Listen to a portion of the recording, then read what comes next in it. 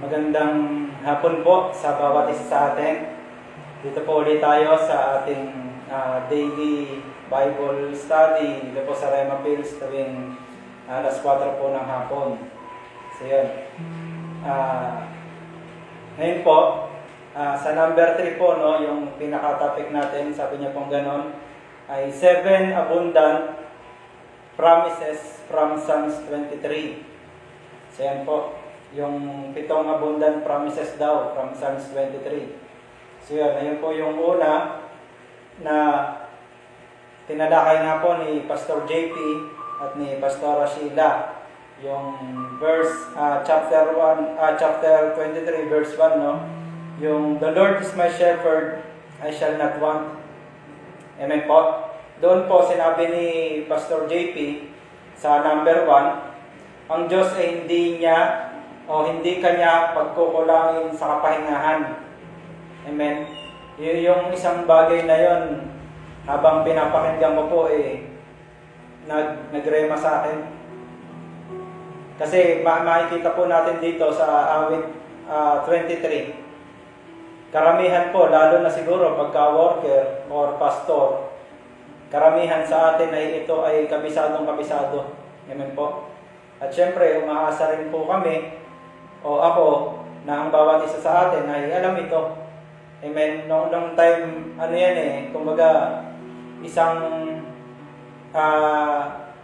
book yan sa Bible, o isang chapter yan sa Bible na talagang punong-puno siya ng pangako ng Diyos na kahit na ilang beses natin niyang itapik, meron at merong revelation ng Diyos para dyan. Amen po. Sabi niya gano'n ni Pastor JP nung nakaraan, ang Diyos hindi kanya pagkukulangin sa kapahingahan. Amen. Sabi niya gano'n, the Lord is my shepherd, I shall not want. Hindi ka magkukulang ng anuman. Kung anuman yung mga pangangailangan natin. Amen po. So yan, yung pangalawa naman, sabi niya gano'n, He makes me lie down in the green pastures. He leads me beside still waters. Sabi ni Pastora Sheila, ang tupa ang isa sa pinaka-weak na hayop at hindi niya kayang isalba ang sarili niya. Amen po. Ngayon, sino magsasalba? Kaya po tayo ay minsan na hinalig tulad ng Diyos, amen po, o ng Panginoon sa isang tupay at sa isang pastor. Kumbaga yung relationship nila, tayo at si Lord bilang tao ay inalintulad niya sa isang tupa. Kasi bakit? Malinaw na sinasabi na po ng Bible na apart from the Lord, we can do nothing. Amen? Kaya nga tayo bilang isang tupa, nandoon din na hindi natin kaya isalba yung mismong sarili natin. Amen po? Lalo na sa mga critical na sitwasyon, hindi tayo ganoon kalakas. Amen? Bilang isang tupa. So yun po. Sabi niya ganoon, ang kalakasan natin syempre nanggagaling sa Panginoon. Sabi pa ni Pastor Sheila, ang pag-aalaga ng pastor ay hindi panapanahon o seasonal, kundi palagian at sagana. So yan. Kaya maraming bagay na matututunan tayo dito sa awit chapter 23. Amen po. Sabi niya pang ganoon, pag ang Panginoon ng pastor mo, ano man ang pangangailangan mo, provided na. Isa ito sa pinakakilalang-kilala na chapter sa Bible. Amen po.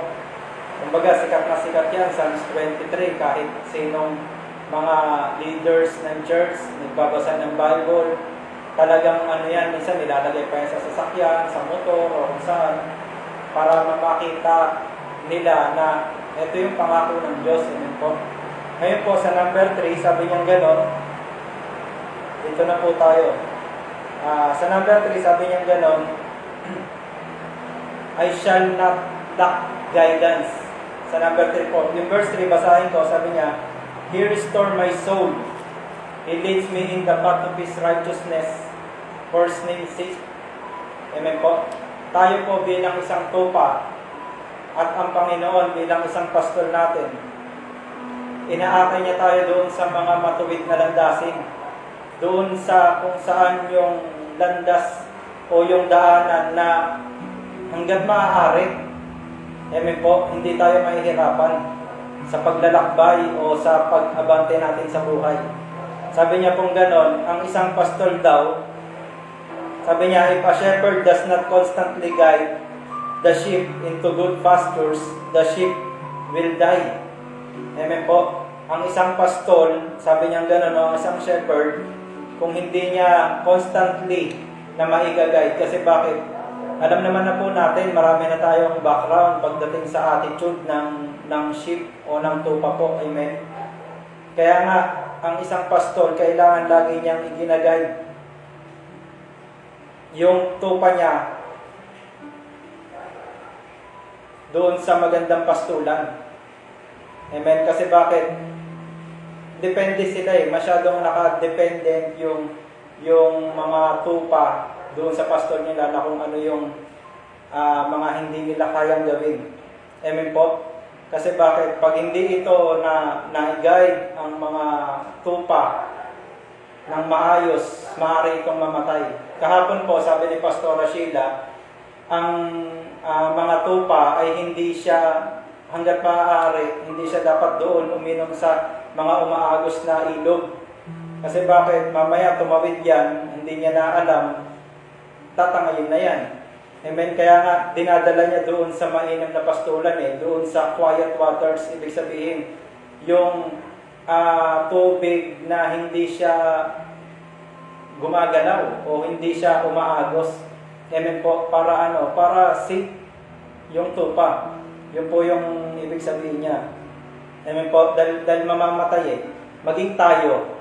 Amen, hindi tayo magkakaroon ng guidance o hindi tayo maituturuan doon sa daan ng Panginoon. Maaari tayong mapahamak. Amen po. Eto, hinahalin tulad niya lang sa tupa Pero syempre, kung ano man yung mga illustration ng Panginoon dyan, ayan po ay tumutukoy. Amen po. Sa atin, bilang relasyon natin sa Panginoon. Kaya nga, sabi niya ganon, hindi lang naman isang guide lang, o hindi lang isang, kumbaga minsanan, hindi. Every time yan na bawat aalis, kung saan pupunta, kung saan kakain, kung saan iinom, nandiyan ng pastor. Amen po, ng tupa. Ngayon, maging sa atin, sa buhay natin, ganun din po ang Panginoon. Kasi bakit? Siya yung pinaka-pastor natin Siya yung pinaka nag-guide sa atin. Amen po. Na bawat isa sa atin ay tupa rin. Kahit nasabihin na natin nandoon na tayo sa mataas na level ng spiritual, ang hindi ko makakalimutan na sinabi ni Pastor Boy, kahit na ikaw ay pastor na, ikaw pa rin ay tupa. Amen po. At ang isang tupa, kailangan nandoon yung pagiging dependent niya sa pastor niya. Amen po. Kasi bakit? Maraming trabaho ang pastor sa tupa. Una, sabi niya gano'n, hindi ka magkukulang ng anuman. Kasi bakit? Siya ang magpo-provide Tapos, ililid ka niya doon sa talagang mainam na pastulan. At pangatlo, ito po yung sinasabi niya na He restores my soul. Amen. He leads me in the path of His righteousness. Sabi niya, I shall not lack guidance. Hindi tayo mawawala ng anumang mga bagay. Ngayon, nasa sa atin na yun Kung halimbawa, hindi tayo susunod. Pero kasi kung talagang ikaw ay tupa, susunod ka. Amen. Kasi bakit? Alam mo kung ano yung boses ng pastor mo Amen po. Ngayon, minsan, may mga tao talaga o may mga Kristiyano na magkiklaim sila ay pinapastoran. Amen. Sila ay mga tupa, kung tawagin. Pero kung hindi ka rin lang nasunod doon sa guidance ni Lord, ay malamang na hindi siguro. Amen. Kasi bakit? Ang tupa laging laging nakaantabay yan doon sa boses ng pastor niya. Ngayon, maging tayo. Amen po. Kailangan nandoon yung pakinig natin na nandoon yung antabay natin sa kung ano yung sasabihin ng Panginoon sa atin Kasi bakit? Yung sinasabi niya, ayun yung magiging guide natin. Yung salita niya, ayun yung magbibigay sa atin ng tamang landas o tamang daraanan. Amen po. So yan. bilang isang bilang isang tupa ng Panginoon, maging ako o tayo o sino man na inaangkin niya na ang Panginoon niya ang kanyang pastor, dapat nandoon po yung pagsunod natin. Amen po. Sabi niya nga po dito sa Awit chapter 5 verse 8, sabi niya, patnubayan mo ako, Yahweh, sa iyong katwiran, dahil napakarami ng sa akin humahadlang. Landas mong matuwid sa akin ipaalam, upang ito'y aking laging masundan. So yan. Si David po, o si Haring David ang isa sa pinaka dependente pagkadating kay Lord. Makikita natin doon sa mga sulat niya, doon sa klase ng naging buhay niya. Makikita natin na kahit kailan hindi siya dumepende doon sa sarili niyang lakas. Amen. Kitang-kita yung pagiging yung pagiging tupa ni David sa buhay niya. Ngayon sa atin bilang isang tupa rin, nawa makita sa atin yung pagiging tupa. Doon na si Haring David ay parang isang mabangis na leon kung makipaglaban. Pero pag umaharap sa Panginoon, isa siyang maamong tupa. Amen po. So yan. Ang paggagayad sa atin ng Panginoon ay hindi lang minsanan. Amen. Kundi pamalagian. Kagaya similar nung sinabi ni Pastora Sheila kahapon. Pamalagian yan. Kahit nasabihin na natin yung pastor natin, ay yung sarili natin, kahit nasabihin na natin lumiko tayo rito sa kaliwa, yung pastor natin, hanggat maaari, hatakan yung kamay natin at ililiko tayo sa kanan. Ngayon, kung sa tupa ganon, what more pa sa Panginoon. Amen po. Kaya nga, kahit sabihin na natin, minsan, lihis na tayo ng landas Pero, ang Panginoon, nandiyan lang palagi sa atin. Na, kahit na kumaliwa ka, gagawa at gagawa siya ng paraan kung paano ka mapupunta sa kanan. Kasi bakit? Ganun ang pastol. Amen po. Ngayon, sa bawat miyembro ng bawat isa sa atin o sa bawat siguro may mga inaakay din tayong mga tupa o mga kaluluwa po para sa Panginoon. Makikita sana sa atin kagaya ng sa Panginoon yung katyagaan ng kahit na sabihin na natin ang tupa matigas din ang ulo minsan Pero siyempre bilang isang pastol, kailangan alam mo i-manage yung ganung bagay. Ulitin ko po, kahit nasabihin na natin pumunta tayo sa kaliwa, si Lord palagi nandiyan para ipunta tayo sa kanan. Kasi bakit? Siya yung nagbibigay sa atin ng matuwid na daan. Amen po. So yan, sabi niya gano'n, He leads us unto right path to follow Him and live. Nililid niya tayo doon sa tamang daan para masundan natin siya, masundan natin yung kalooban niya. Amen po. So yan, kaya dito po sa pangatlo, sabi niya gano'n, I shall not lack guidance. Hindi ako magkukulang ng anumang daraanan sa buhay. Amen po.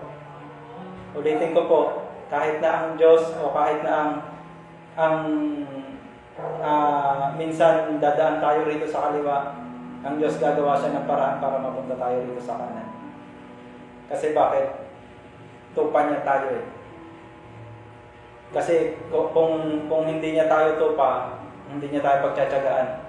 Kaya nga, may time kung mararamdaman natin, nandoon pa yung guidance sa atin ni Lord, ibig sabihin, tupa niya pa tayo. Pero pag dumating yung time na mismong sa sarili natin, naramdaman na natin na wala na yung guidance ni Lord sa atin, baka nag-shift na tayo ng good. Amen po. Baka nagpalit na tayo. Pero alam niyo po ba, si Lord kahit na ganon, maisip natin yon na parang kambing na ata ako Ang Panginoon, hanggat makukuha ka niya, aagawin ka niya. Kagaya ng ginawa ni Haring David dun sa mga tupa niya. Kahit na nasa bunganga na ng leon, inaagaw pa. Ngayon, ganun din tayo. Kahit pa sabihin na natin na minsan nasa bunganga na tayo ni Satanas eh. Amen? Kaya nga siya pumunta ng impyerno eh, kasi yung mga tao nandun na sa impyerno eh. Kaya nga siya pumunta rin, ibig sabihin kahit nasa bunganga ka na ng leon o nasa bunganga ka na ni Satanas, basta mabuting pastol yan, aagawin ka pa rin yan. Amen po. Para saan? Para makapagpatuloy tayo. At ilalagay ka niya uli doon sa may tamang daan kung paano ka doon makakapunta sa isang mainam na pastulan. At doon, hindi ka magkukulang ng anuman. Amen po. So yun po, maraming salamat po sa bawat isa sa atin. Sa mga susunod pa pong maririnig natin. Punong-puno po ito ng pangako ng Diyos. Itong Psalms 23 na ito. Sige po, manalangin po tayo. Aming Ama, sa pangalan po ng iyong anak na si Jesus, nagpapasalamat kami sa hapong ito. Sa Bible study na ito, Panginoon, dalangin namin ang salita mo, ang siyang patuloy na mahayag. Ang salita mo, Panginoon, Lord, ang patuloy na magbigay ng guidance sa bawat isa sa amin. Pinataas namin sa iyo, Panginoon, Lord, ang gawain ito. Maraming salamat, Ama, sa pangalan po ng iyong anak na si Jesus. Amen. So, maraming salamat po. God bless po sa bawat isa sa atin.